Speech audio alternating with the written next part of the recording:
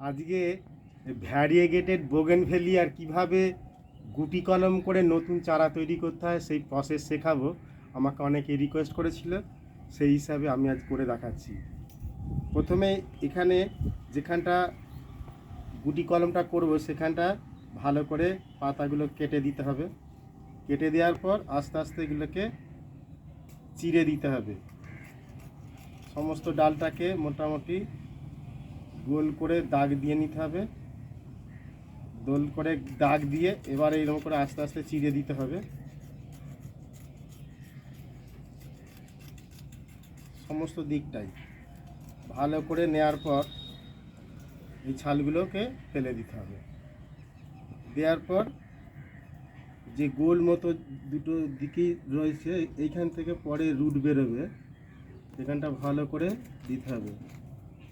এবার যাতে ফাঙ্গাস না আসে এই ডালটাতে আমি কি করব, এই অ্যালোভেরা যে জেল আছে অ্যালোভেরা জেল দিয়ে একটু মাখিয়ে দেবো, তাহলে আর চট করে আর ফাঙ্গাসটা আসবে না বা এই ডালটা নষ্ট হবে না বা পচে যাবে না। এই লাগিয়ে দিলাম। দেওয়ার পর এবার এই যে পলিথিন রেডি করা আছে আর এখানে যে কাদা যে রেডি করেছি মাটি সুন্দর করে প্রসেস, সেই প্রসেসটা দিয়ে এখানটা লাগিয়ে দিতে হবে, দিয়ে বেঁধে দিতে হবে, ভালো করে লাগিয়ে দিতে হবে। দিয়ে এবার এই পলিথিন গোল করে সুন্দর করে এবং টাইট করে বেঁধে দিতে হবে।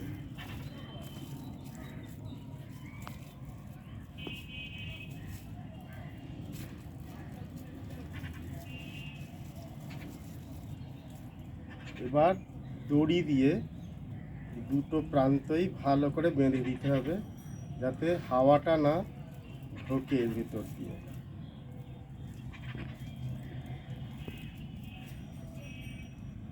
পিপে বেঁধে দিলাম। এবার আস্তে আস্তে এই পাকিয়ে দিতে হবে, দিয়ে এই দিকটাতেও বেঁধে দিতে হবে।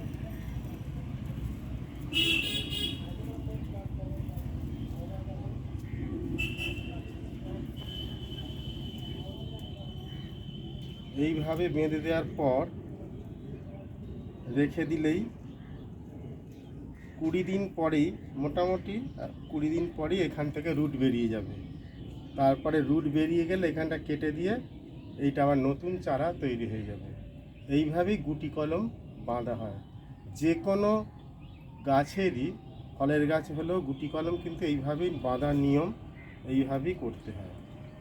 আর যদি খুব মাটি শুকনো হয়ে যায় হালকা করে পাশ দিয়ে একটু জল দেওয়া যেতে পারে, তবে বর্ষাকালে এসব করার প্রয়োজন নেই। এইভাবেই নতুন চারা তৈরি করা হয়ে যাবে। এটা একটা ভালো পদ্ধতি।